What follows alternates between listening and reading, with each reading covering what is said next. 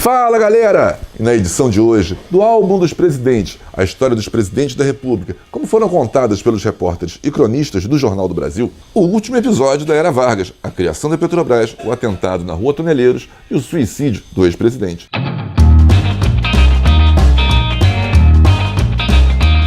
A vitória de Getúlio Vargas nas eleições de outubro de 1950 não chegou a ser necessariamente uma surpresa. Os anos de exílio em São Borja, no Rio Grande do Sul, não diminuíram em nada o prestígio do ex-presidente. Em sua campanha, o velho líder, então com 67 anos, prometia um governo democrático e, sobretudo, nacionalista. Seguiram-se momentos de graves tensões. Getúlio sofreria pressões do governo dos Estados Unidos para entrar na Guerra da Crimeia, um princípio de revolta no Maranhão e sucessivas crises econômicas. Depois de algumas medidas tidas como polêmicas, como a criação da Petrobras e do BNDE, o aumento de 300% do salário mínimo e a limitação de envio de recursos das empresas estrangeiras para o exterior, parecia que a cada discurso de Getúlio, o Brasil se dividia mais. Os Estados Unidos não aprovavam a maioria de suas ideias. Preocupados com a política cada vez mais nacionalista de Getúlio, Washington espalhava que, na verdade, o ex-presidente estava esperando o momento certo para tornar-se novamente ditador. Em agosto de 1954, o deputado Carlos Lacerda era uma das mais veementes vozes de oposição a Getúlio.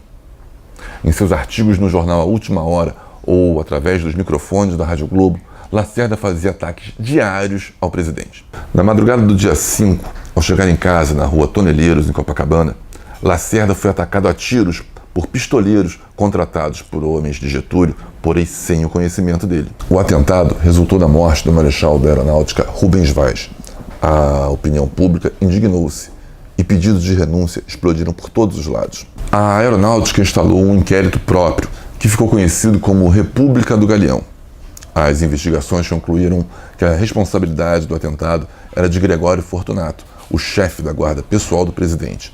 Os dias de Getúlio estavam contados. Até amanhã, no dia 24 de agosto, as informações que a redação do Jornal do Brasil tinha do Catete era de que Getúlio não iria renunciar, mas sim pedir uma licença, provavelmente para nunca mais voltar.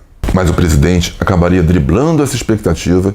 Porra, tá foda, não consigo lembrar o segundo. Mas o presidente acabaria driblando essa expectativa, os anseios dos adversários e a própria história, optando por um gesto trágico. Pouco antes das 8h30 da manhã, Getúlio Vargas suicidou-se com um tiro no coração. Somente no dia seguinte, os jornais deram detalhes do episódio. Mais do que deixar a vida para entrar para a história, como registrou em sua carta-testamento, com o seu gesto, Getúlio conseguiu sobreviver politicamente ao longo da história do país. A partir dali, o Brasil mergulhou em um período de grave instabilidade política que chegou a tangenciar uma guerra civil. O vice, Café Filho, sucedeu, mas precisou afastar-se por problemas cardíacos alguns meses depois. Carlos Luz, presidente da Câmara, tentou assumir o governo.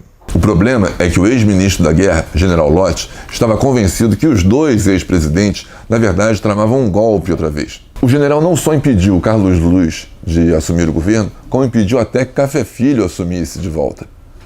O país viveu dias à beira de uma guerra civil. Lott conseguiu controlar a situação e, finalmente, nomeou o vice-presidente do Senado, Nereu Ramos, que governou sob estado de sítio até a posse de Juscelino Kubitschek. E se você quiser saber mais histórias sobre os nossos presidentes da República, acompanhe aqui, no canal do Jornal do Brasil, no YouTube, o álbum dos presidentes. A história dos presidentes da República, como foi contada pelos repórteres e cronistas do Jornal do Brasil. Na semana que vem, Juscelino Kubitschek, o presidente Sorriso.